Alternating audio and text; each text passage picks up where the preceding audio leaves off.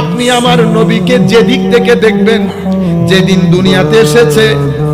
মা আমেনার ঘরে আমার নবী দুধ পান করে, আমার নবী হালিমা সাদিয়ার ঘরে আমার নবী বড় হয়ে বন্ধুদের সাথে খেলে, আমার নবী সমাজের মোহাম্মদ, আমার নবী বাজারের মোহাম্মদ, আমার নবী ঘরের মোহাম্মদ, আমার নবী ব্যবসার মোহাম্মদ, আমার নবী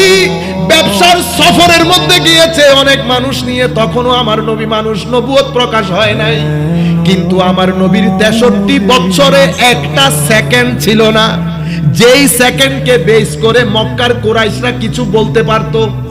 কারণ আবু সুফিয়ানকে যখন নাজ্জাশী জিজ্ঞেস করেছে প্রথম হিজরতে,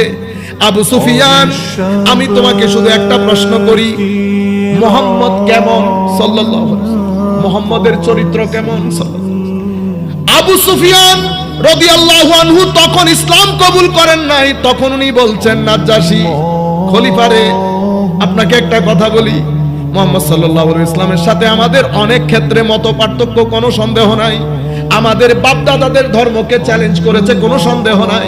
কিন্তু ব্যক্তি হিসেবে যদি জিজ্ঞেস করো আমার দুই চোখ মুহাম্মদের মতো কোনো মানুষ দেখে নাই। আমার নবী 40 বছরের জীবনের মধ্যে বন্ধুর সাথে খেলেছেন, বিভিন্ন সফরের মধ্যে গিয়েছেন, কোন ব্যক্তি কোন জায়গায় এই কথা বলতে পারে নাই আপনি অমুক দিন অমুককে একটা গলা ধাক্কা দিয়েছেন,